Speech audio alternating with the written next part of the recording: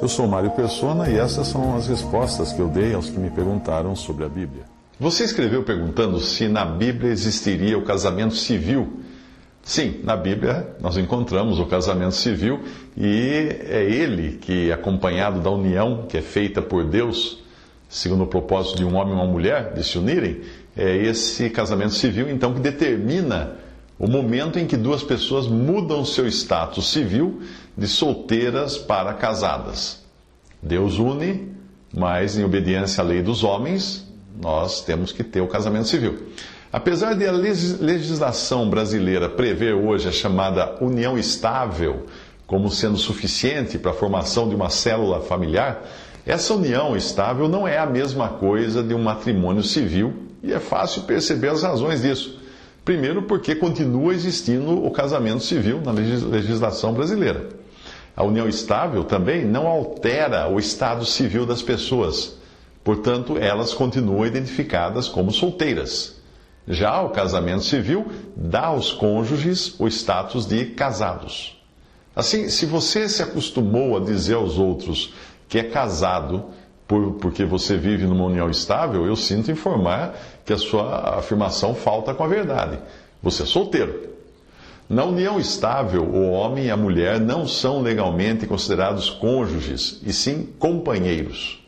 Por esta razão, um cristão que deseja andar em obediência à palavra de Deus não poderá alegar estar casado. E a Bíblia contempla, sim, o casamento, a menos que providencie o seu matrimônio civil. O casamento é um ato formal e solene e exige um processo de habilitação e celebração feito por um juiz de paz ou um juiz de direito. Ao dar entrada com a documentação, o cartório então publica um edital para descobrir se não existe algum impedimento àquela união. E isso já não acontece na união estável. E até mesmo existe jurisprudência hoje no Brasil, em que pessoas apenas separadas e nem ainda oficialmente divorciadas conseguem obter a união estável, dependendo da interpretação de cada cartório.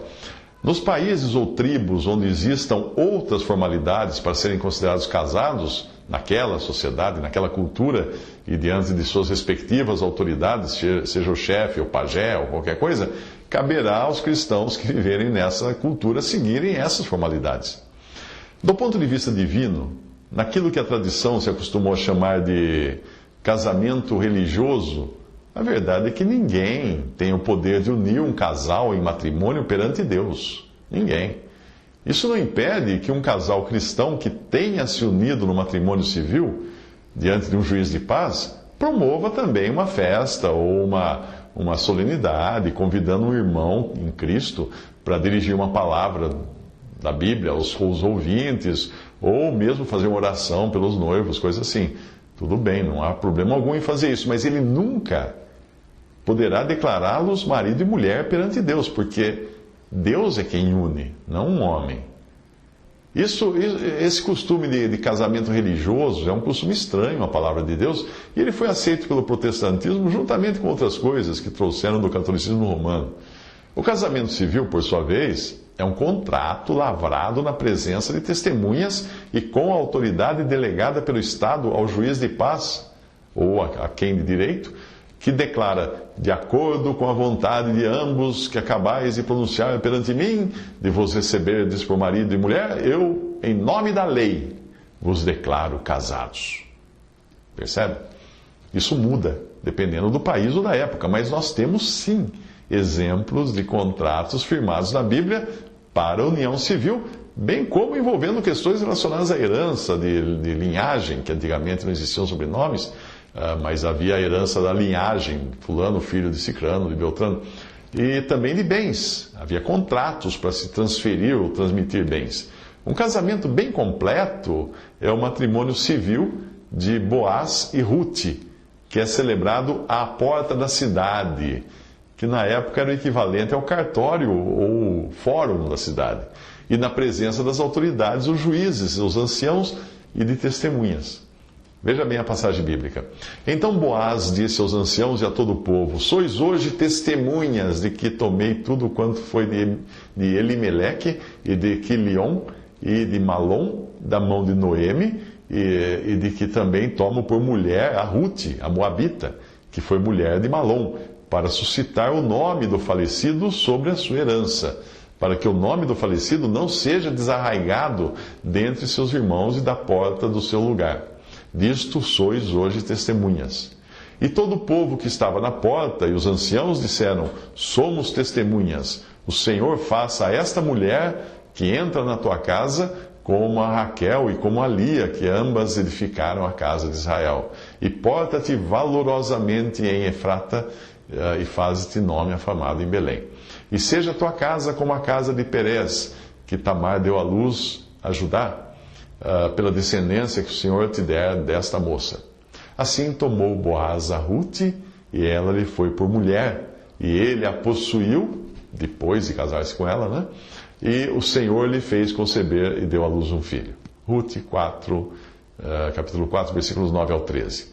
Aos olhos de Deus, o casal será considerado neste novo status de casados quando ele cumprir as obrigações legais das autoridades do seu país. Enquanto isso não acontece, eles são solteiros ao nome da sociedade e ao nome de Deus, aos olhos da sociedade e aos olhos de Deus. A palavra de Deus mostra que o cristão deve viver em obediência às autoridades instituídas por Deus no governo do mundo. A Bíblia diz: toda alma esteja sujeita às potestades superiores, porque não há potestade que não venha de Deus, e as potestades que há foram ordenadas por Deus. Por isso, quem resiste à potestade resiste à ordenação de Deus, e os que resistem trarão sobre si mesmos a condenação. Porque os magistrados não são terror para as boas obras, mas para as más. Queres tu, pois, não temer a potestade? Faz o bem, e terás louvor dela, porque ela é ministro de Deus para teu bem. Mas se fizeres o mal, teme, pois não traz debalde a espada, porque é ministro de Deus e vingador para castigar o que faz o mal. Portanto, é necessário que lhes sejais sujeitos, não somente pelo castigo, mas também pela consciência, e por essa razão também pagais tributos, porque são ministros de Deus, atendendo sempre a isto mesmo. Portanto, dai a cada um o que deveis, a quem tributo, tributo, a quem imposto, imposto, a quem temor, temor, a quem honra, honra. Romanos 13, de 1 a 7. Então, o que é um casal em união estável? Não é um casal aos olhos de Deus, pois nem sequer a lei de nosso país lhes atribui o status de casados ou cônjuges. Eles são solteiros. Perante a lei brasileira, eles são considerados companheiros solteiros. Talvez você alegue que isso seja diferente de uma condição de fornicação entre dois solteiros que praticam sexo casual. Mas aí eu pergunto a você, quando foi que a relação casual se transformou numa união formal? Se a Bíblia mostra que contratos devem ter ao menos 2 testemunhas, quando foi que isso aconteceu de forma oficial e solene diante de 2 testemunhas, esse sexo casual virou uma união formal? Mesmo porque você não vai ter 2 testemunhas perto da sua cama. Por boca de 2 ou 3 testemunhas será confirmada toda a palavra. 2 Coríntios 13, versículo 1. As bodas de Caná são um exemplo ótimo de uma união formal reconhecida até por Jesus, que inclusive fez ali o seu primeiro milagre, em João capítulo 2. Alguns alegam que seria o ato sexual, então, que definiria que 2 pessoas são ou não casadas, estão ou não casadas. Mas não é assim na Bíblia. Quando Deus uniu Adão e Eva em matrimônio, formando um casal, isso foi feito sem o ato sexual, veio antes. O ato sexual viria depois, como um selo daquele contrato, mas não como um fator determinante. Mesmo porque existem muitos casais que se unem em matrimônio e por questões diversas, às vezes até de saúde ou de deficiências físicas, não podem consumar um ato sexual. E nem por isso são menos casados do que outra pessoa, do que outro casal. Além disso, nós aprendemos da palavra de Deus que o sexo fora do casamento é considerado uma união espúria. Veja essa passagem. Por causa da prostituição, cada um tem a sua própria mulher e cada um tem o seu próprio marido. Fugir da prostituição. Todo pecado que o homem comete é fora do corpo, mas o que se prostitui peca contra o seu próprio corpo. 1 Coríntios 7, 2 e também 1 Coríntios 6, 18. Se o casamento se iniciasse no ato sexual, então Deus não iria considerar imoral a união sexual de dois solteiros, o ato sexual de dois solteiros. Mas Deus considera. Cabe aqui acrescentar algumas passagens mostrando a importância que Deus dá ao casamento, inclusive fazendo dele um tipo da esperada união a ser celebrada nas bodas do Cordeiro, quando Cristo receberá a igreja ataviada como esposa. Talvez seja por isso que Jesus, dirigindo-se a Maria nas bodas de Caná, disse assim: ainda não é chegada a minha hora. Não era aquele o casamento dele. João 2, versículo 4. Matrimônio não é algo que ocorre pela repetição de um costume de dois dormirem juntos. Matrimônio é algo que tem hora determinada para começar. A hora de Cristo ainda estava por vir, e ainda está por vir, e quando acontecer, ela será motivo de júbilo. Regozijemo-nos, alegremo-nos e demos-lhe glória, porque vindas são as bodas do Cordeiro, e já a sua esposa se aprontou. Apocalipse 19, 7. Outra passagem diz: e da costela que o Senhor Deus tomou do homem, formou uma mulher, e trouxe-a a Adão, e disse: Adão, esta é agora osso dos seus ossos e carne da sua carne. Esta será chamada mulher, porquanto do homem foi tomada. Aliás, disse Adão: essa é osso dos meus ossos, carne da minha carne. Será chamada mulher, porquanto do homem foi tomada. Portanto, deixará o homem seu pai e sua mãe, e apegar-se-á a sua mulher, e serão ambos uma carne. Gênesis 2, 22 a 24. E o que diz a palavra de Deus nas epístolas? Vós, mulheres, sujeitai-vos aos vossos maridos, como ao Senhor, porque o marido é a cabeça da mulher, como também Cristo é a cabeça da igreja, sendo Ele próprio Salvador do corpo.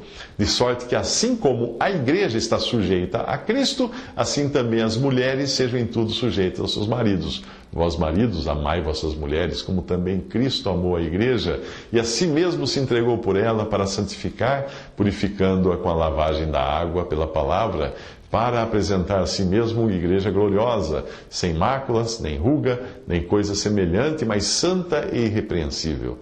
Assim devem os maridos amar suas próprias mulheres como a seus próprios corpos. Quem ama sua mulher, ama-se a si mesmo, porque nunca ninguém odiou a sua própria carne. Antes a alimenta, sustenta, como também o Senhor a igreja. Porque somos membros do seu corpo, da sua carne e dos seus ossos. Por isso deixará o homem seu pai e sua mãe, e se unirá à sua mulher, e serão dois numa carne. Grande é este mistério, digo, porém, a respeito de Cristo e da igreja. Assim também vós, cada um, em particular, ame a sua própria mulher, como a si mesmo, e a mulher reverencia o marido. Efésios 5, 22 ao 33. Jesus disse nos evangelhos, desde o princípio da criação, Deus os fez macho e fêmea. Por isso deixará o homem a seu pai e sua mãe, e unir-se-á à sua mulher, e serão os dois uma só carne. E assim já não serão dois, mas uma só carne. Porquanto o que Deus ajuntou, não separe o homem. Marcos 10, de 6 a 9. Isto é o que determina a palavra de Deus.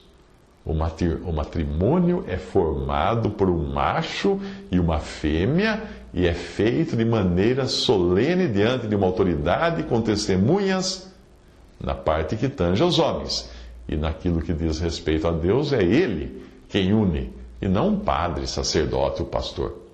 Mas eu vejo que alguns têm dificuldade em entender isso por não entenderem que em nenhum lugar da doutrina dos apóstolos existe a figura do sacerdote, do padre ou do pastor como líder de uma congregação e como líder das reuniões dos cristãos. Então alguém poderia falar assim: mas então, onde é que entra o padre nessa história do casamento? Onde é que entra o pastor? Nenhum padre ou pastor tem autoridade para lavrar o matrimônio de um casal. Quem tem autoridade é o juiz de paz, autoridade civil. Dependendo da legislação do país, qualquer cidadão pode obter uma autorização com poderes e autoridade civil para fazer isso. Aí você talvez pergunte: então onde entra esse pastor ou padre na celebração do casamento? A resposta é que não entra, porque não existe pastor na doutrina dos apóstolos nesse sentido de um homem à frente de uma congregação. Pastor é um dos dons, como também o evangelista e o mestre, que foram dados à igreja como um todo e não a uma congregação em particular. Eu sugiro que você leia o livro A Ordem de Deus. Você encontra de graça para baixar em escreve tudo junto, aordemdedeus.blogspot.com. E ali procure pela figura do pastor ou da organização de uma assembleia reunida, segundo os princípios bíblicos. Essa figura do pastor que você encontra nas denominações protestantes foi emprestada do sacerdote judeu e católico. Mas ela não existe. Na doutrina ensinada pelos apóstolos, não existe. Tente encontrar pastor na descrição de uma reunião da igreja, em 1 Coríntios 14, a partir do versículo 26, quando diz o texto: Que fazer, pois, irmãos, quando vos reunis? E aí vem a descrição da reunião. Procure um pastor ali. Você não vai achar um homem à frente dessa congregação dirigindo essa reunião. Para saber mais do assunto, você encontra vários links de minha autoria no meu blog respondi.com.br. Visite respondi.com.br. Visite 3minutos.net.